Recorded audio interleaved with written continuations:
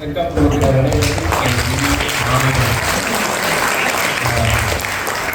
தெரிவிச்சுக்கிறேன். இன்னைக்கு வந்து நடக்கக்கூடிய அருமையான மீட்டிங் பிஸ்னஸ் டெவலப்மெண்ட் ப்ரோக்ராம் உண்மையிலே மீட் பண்ணுறேன்.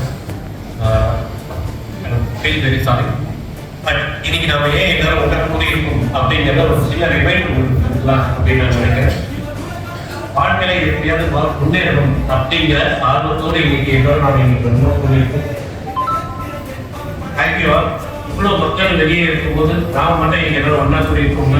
இந்த பிரபஞ்சம் நமக்குள்ள ஏதோ ஒரு விஷயத்தை கொண்டு வருது. வாழ்க்கையில இப்போ வந்து பணம் சம்பாதிப்பவர்கள் கூட தான் வந்து இணைவாங்க அப்படிங்கிறது நிச்சயமான உண்மை. வாழ்க்கையில நாம வெற்றி பெறணும் அப்படின்னா ஒரு சில யுக்திகளை மட்டும் கையாளுது. அதுல முதல் விஷயம் எக்காரணம் கொண்டும் சோம்பலாக இருக்கின்றார்கள். அதாவது டோன்ட் பி கம்ஃபர்டபிள். எப்பவுமே நம்ம வந்து கம்ஃபர்டபிள் தோண்டி இருக்கிறோம். வாழ்க்கையில ஜெயிச்சதான் சரித்திரமே கிடையாது. ஒரு வாழ்க்கையில ஜெயிக்கணும் அப்படின்னா அந்த கம்ஃபர்டபிள் மூட்ல இருந்து கொஞ்சம் வெளியே வரணும். கம்ஃபர்டபிள் அப்படின்னா நம்ம அடுத்த கட்டத்துக்கு போறதுக்கு தயாரா இருக்கணும். ஒரு விஷயத்த தைரியமா எடுத்து செய்யணும். எங்க தைரியம் இருக்கோம்னா அன்கம்ஃபர்டபிள் இருக்கும். அந்த துணிச்சல் எங்க வரும்னா அன்கம்ஃபர்டபிள் இருக்கும்போது தான் துணிச்சல் வரும்.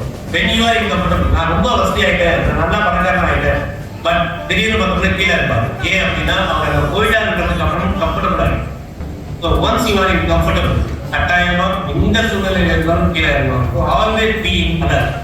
நமக்கு என்ன வேணும்ங்கிறத ஒவ்வொரு நாளும் யோசிச்சுட்டே இருக்கும்.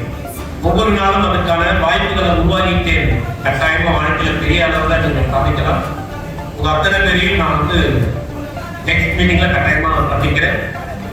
அதுவரை எல்லாரும் ஒன்னா இருந்து வாழ்க்கையை முன்னேற என்னுடைய மனமார்ந்த வாழ்க்கையை தெரிந்து கொள்கிறேன். நன்றி.